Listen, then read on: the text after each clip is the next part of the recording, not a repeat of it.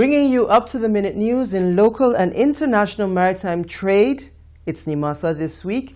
Hello and welcome. My name is Iretiola Doyle. President Jonathan Goodluck has been commended for his landmark achievements in the maritime industry, which has largely contributed to sustainable economic growth. The Senior Special Assistant to the President on Maritime Affairs, Honorable Leke Oyewole, gave this commendation during a chat with newsmen in Lagos recently. He highlighted the human and capacity building efforts of Nimasa, the security efforts that have been put in place in the maritime domain, as well as the multi-modal evacuation system instituted in the ports as some of the achievements. Our correspondent, Rachel Ubani, has the details.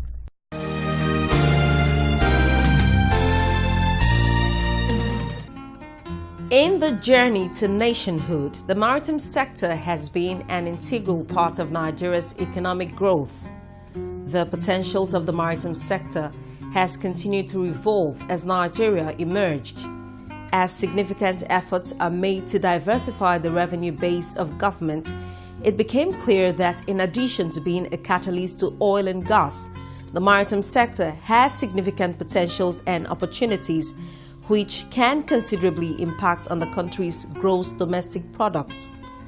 In cognizance of this fact, President Goodluck Jonathan, during his manifesto, promised to transform the maritime sector on assumption of office.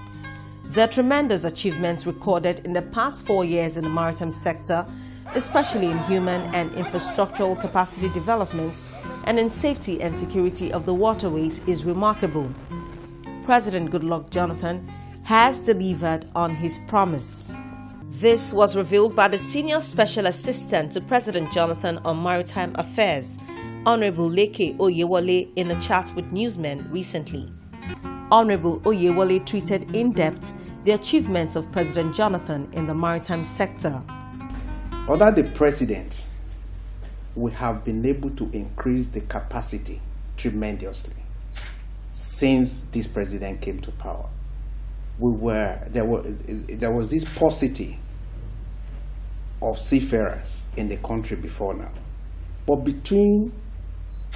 within the last 3 years, we actually have trained about 2,000 seafarers. Many of them still in training, some of them rounding up. And they're doing very well. But before then, we began by addressing the insecurity in the maritime space. Before the President came to power, we had on a daily basis attack on vessels within the maritime space. It came as far as the ports. They were robbing ships at Bath. That was the height of it.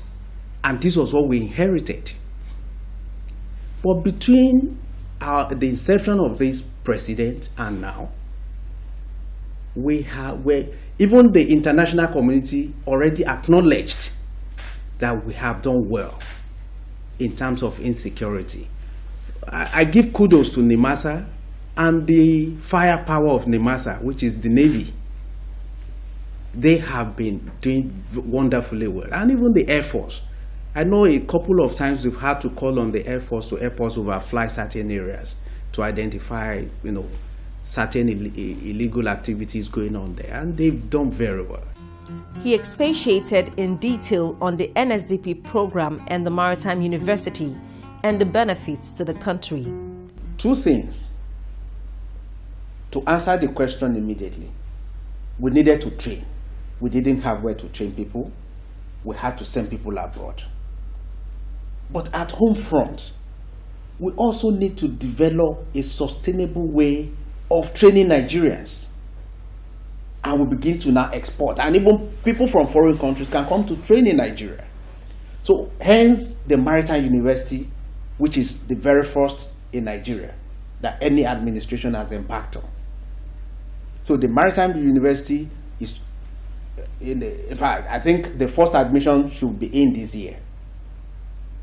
And we have the Oron 2 there. And we have the 6 universities in the 6 geopolitical zones also taking charge of training people. It's a massive arrangement because we must understand as a nation that the maritime space controls the economy. He also expressed his opinions on the acknowledgement by the International Maritime Bureau of the reduction of piracy and criminal activities in Nigeria and the Gulf of Guinea. Not only the International Maritime Bureau that already acknowledged, at the United Nations, they applauded our efforts in Benin Republic. Other issues affecting the sector and suggestions on improving the maritime industry was put forward.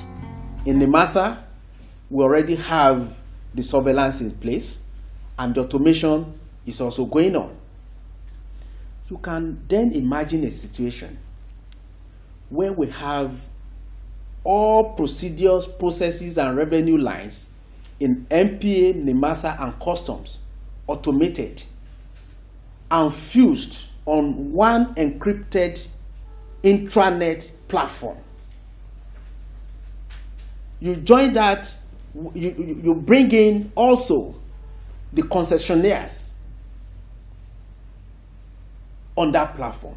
And this platform is available to the Navy also. In that wise, you find out that Nigerians, and that President Jonathan is bent on delivering even before May this year, Nigerians will stay in their house, in their houses, import from America or any part of the world for that matter, on their computer in their rooms. They can clear, pay for all services in the port without getting to Apapa or congesting the roads on Apapa. And also nominate trucks to deliver the particular cargo to their doorstep without leaving their seats. How beautiful would that be? Not that whether it is possible, that is what is obtainable elsewhere in the world. Honorable Oyewole further talked about the expectations for the maritime sector. Actually, we're working as if there's no tomorrow. We're not banking until when we are re-elected. We have continued to work and we'll work like that. I want to tell you, one of the things we're also hoping to be able to deliver is to have a national carrier, a workable national carrier for Nigeria. It is sad that there's no ship anywhere in the international harbors flying our green, white, green. We will put it there before this administration ends. We're already talking to people that will have strong partnership with indigenous people and with the Nimasa to bring in vessels. We're already talking to them. That is the vision of the president. He met a rotting sector. He has reformed till now, and he wants to make sure that this transformation is complete. That is why he promised a revolution in the maritime sector. He also advised Nigerians to make informed decisions during the coming elections. My very final word, considering the mood of the nation now, is that Nigerians should look at what this president has done and what he's planning to still do. Do not vote wrongly. We need to sustain this transformation. In the next 4 years, you and I will not believe it's the same Nigeria. We have laid a solid foundation everywhere. We cannot afford that somebody starts again from nowhere.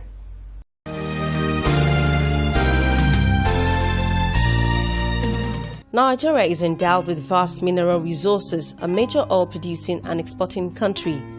Oil exploration and exploitation is increasing, thus making crude oil available for shipment. This is evident from the daily output of crude oil in recent time.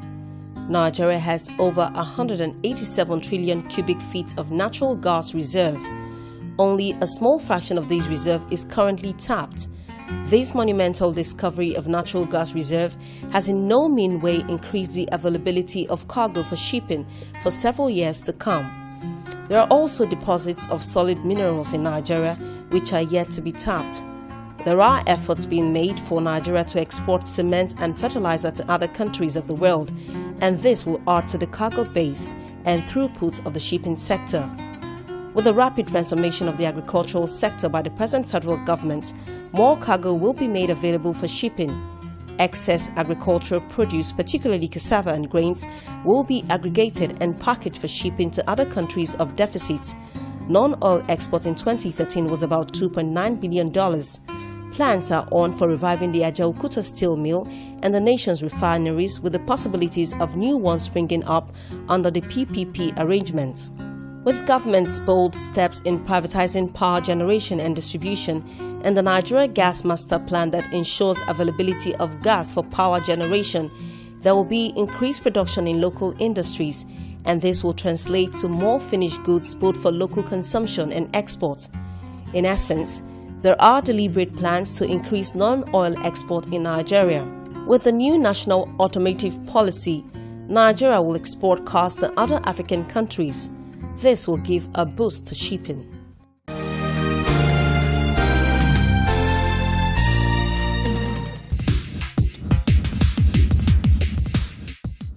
In the area of maritime safety, I can tell you confidently on behalf of management that we have made significant achievements. We are consolidating on what we've been able to achieve, and we expand our benchmarks and our frontiers, haven't got to some level that we craved for,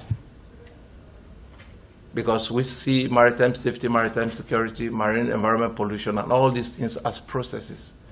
And therefore, when a particular objective is achieved, new benchmarks, new frontiers has to be established, and that is what we are always doing.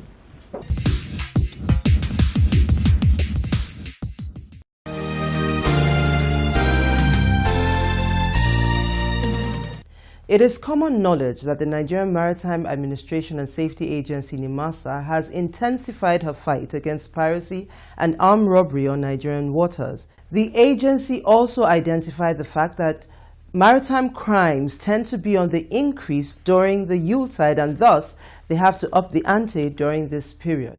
Nimasa's Director of Shipping Development, Captain Waredi Eneso, was at work throughout the Yuletide period, and there were some pretty interesting developments during one such raid. Nimasa's Femi Kumuyi, who was part of this team, filed in this report, presented from our studios.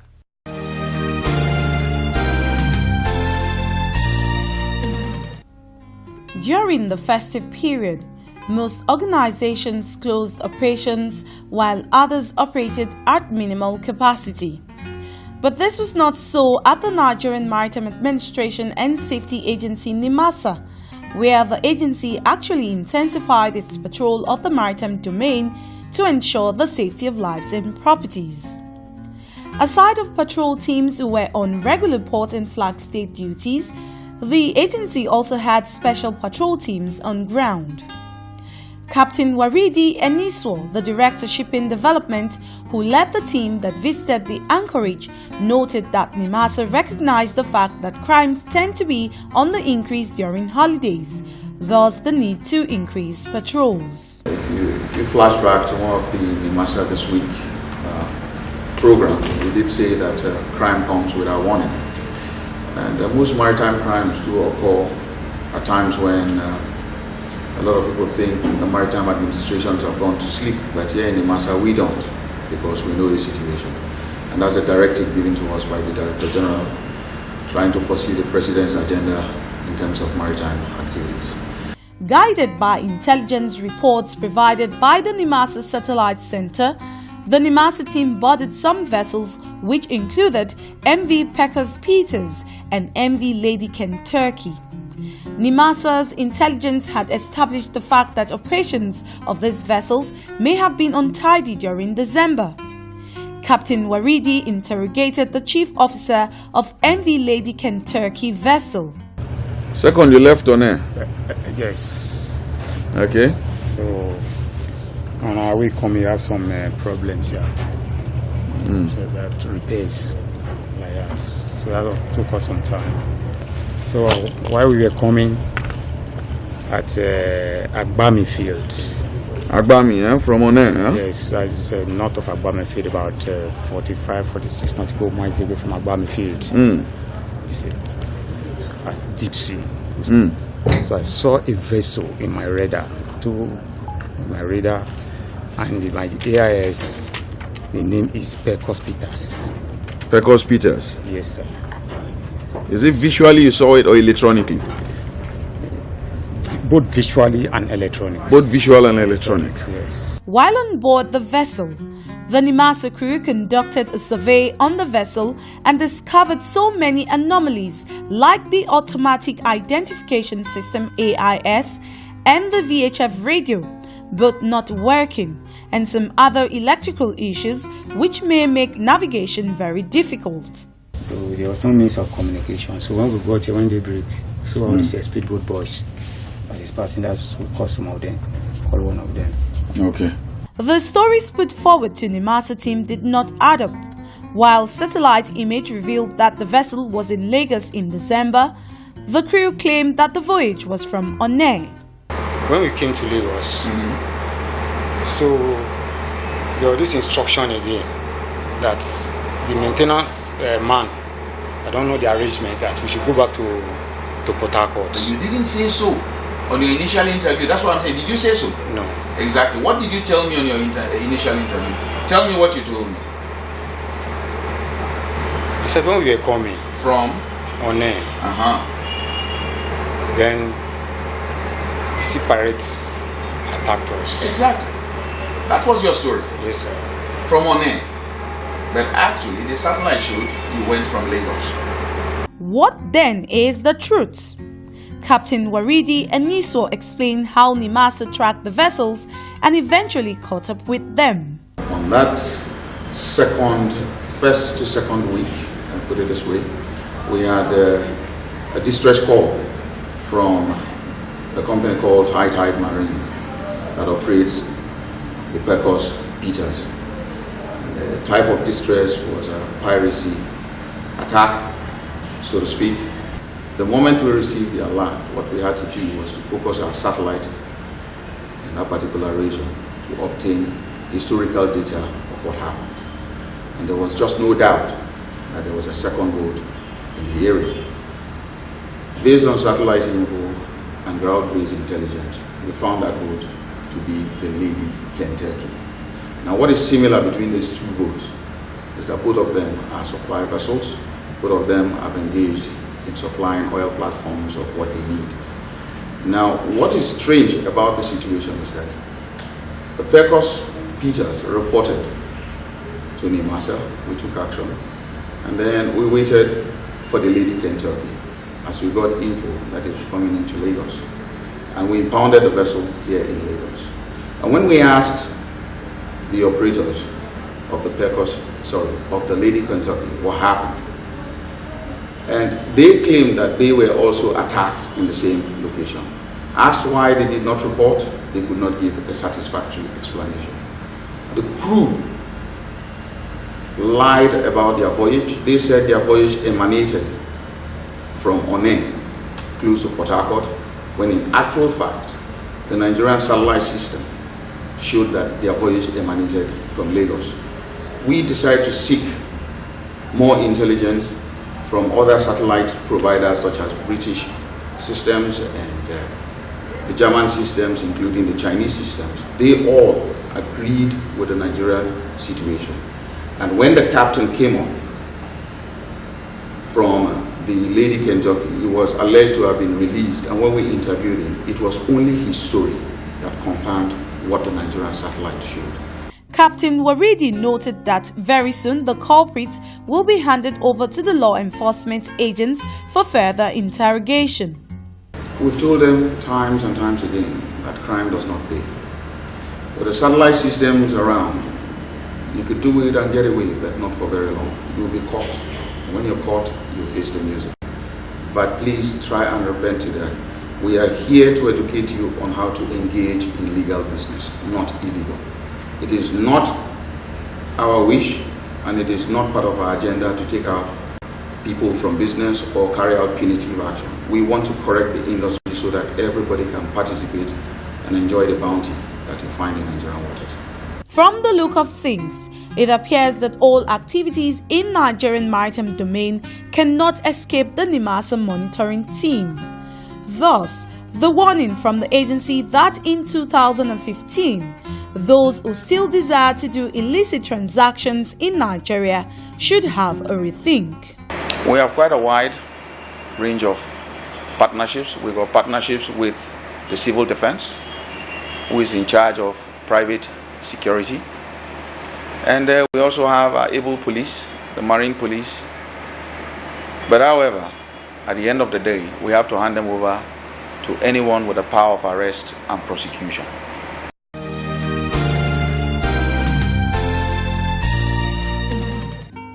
The Nigerian Maritime Administration and Safety Agency is rapidly reviving the human capital base of the Nigerian maritime industry through her Nigeria Seafarers Development Program (NSDP). This it is doing by sponsoring the training of young Nigerians in seafaring professions in different maritime institutions across the globe. Since inception in 2010, about 2,500 students have been sent to train overseas, and graduates are already emerging from the scheme. As the NSDP program is sustained over time, Nigeria will become a hub for seafarers in Africa and beyond, having a large pool of seafaring professionals. To support this scheme, the administration has also established a maritime university and a technical college to augment the existing Maritime Academy, Oron, and other maritime institutions in some Nigerian universities. These have positioned Nigeria as seafarers' hub in Africa, as well as improve Nigeria's maritime technology and know-how. Nimasa, Nigerian Maritime Administration and Safety Agency. For Obonga shipping registration, no. Nimasa, commercial shipping, no.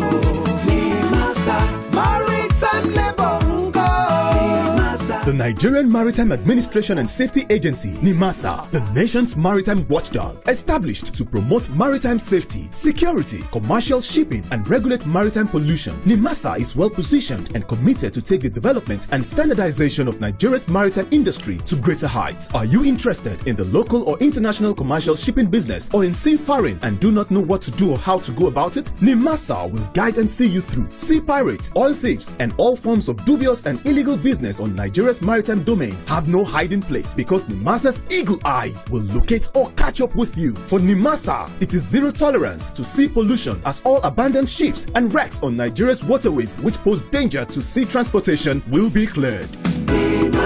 Nimasa, promoting safe and secure maritime environment.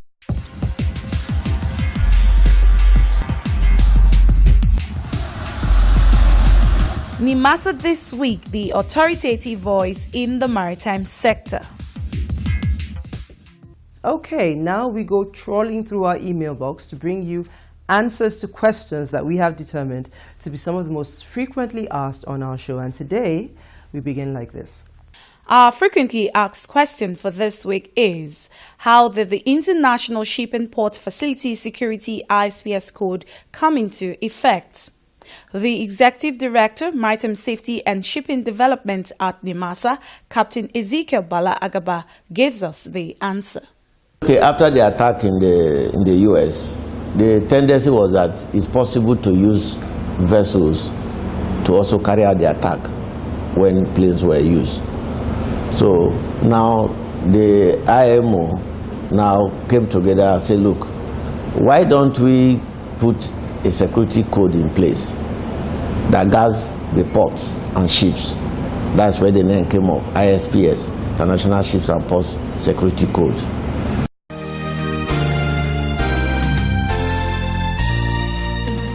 And so we come to the end of this week's edition of our show. As always, we hope we kept you educated and informed. Now, if you have any kind of inquiry or comment or even criticisms, all you need to do is send an email to the address currently showing on your screen now.